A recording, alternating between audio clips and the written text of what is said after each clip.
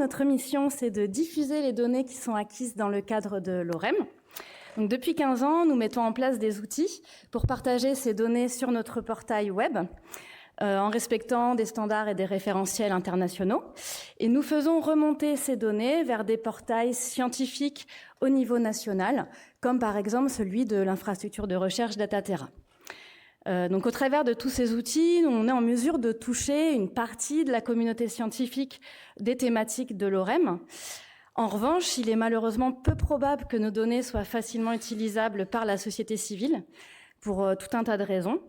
Notamment pour ce qu'on a déjà évoqué tout à l'heure, c'est-à-dire le fait qu'on utilise un vocabulaire scientifique parfois compliqué, voire un vocabulaire institutionnel, donc qui va être difficilement compréhensible par la société civile. Et puis les données qu'on va présenter, selon leur nature, peuvent être difficilement appréhendables par le grand public. Pourtant, comme on l'a vu au cours de la matinée, le partage des savoirs, c'est un des défis de la recherche. Et donc, l'appropriation des données scientifiques par la société civile, ça constitue un enjeu qui est fort.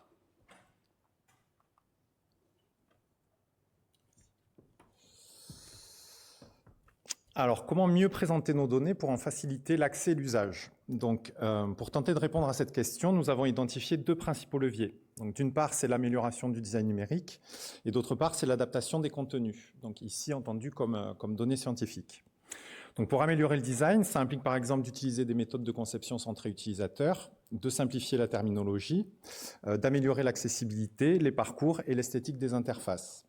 Concernant l'adaptation du contenu, il s'agit plutôt de sélectionner des données pertinentes, d'utiliser des formats et des représentations appropriées et d'apporter un discours scientifique et des clés de compréhension.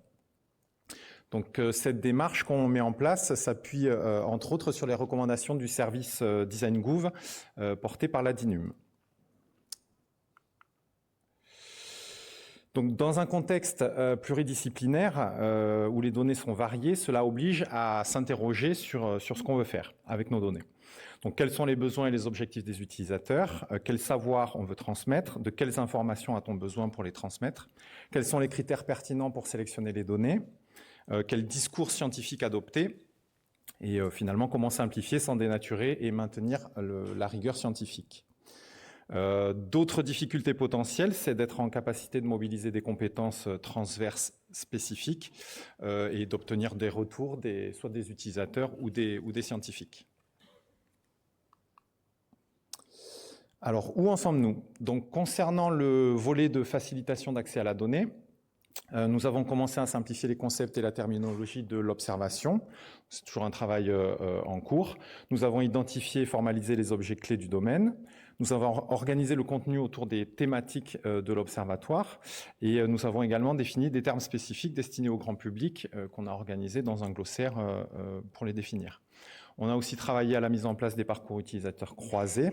Donc, par exemple, sur les visuels là, que vous pouvez voir, on peut voir différents contextes qui s'adaptent à un terme sélectionné. Donc, par exemple, là, on a le terme rivière qui renvoie à la fois à des sites d'études, à un ensemble de mesures, à des dispositifs d'observation et à une définition un peu grand public.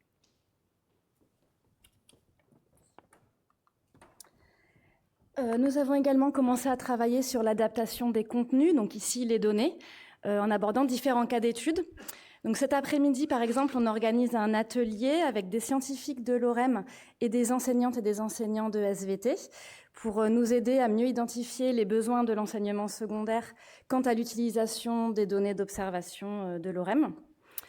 Et nous travaillons également sur le projet qu'a présenté Mathilde autour des données de mésange. Donc tous ensemble pour partager ces données au grand public, nous avons essayé de mettre en récit cette question de recherche limitée à la ville de Montpellier et autour d'une interrogation exprimée par les habitantes et les habitants. Donc vous voyez ici des visuels de l'application qui proposera des informations de contexte, une sélection de données et d'indicateurs, mais aussi et surtout des clés d'interprétation des résultats et également des propositions d'actions concrètes pour le grand public.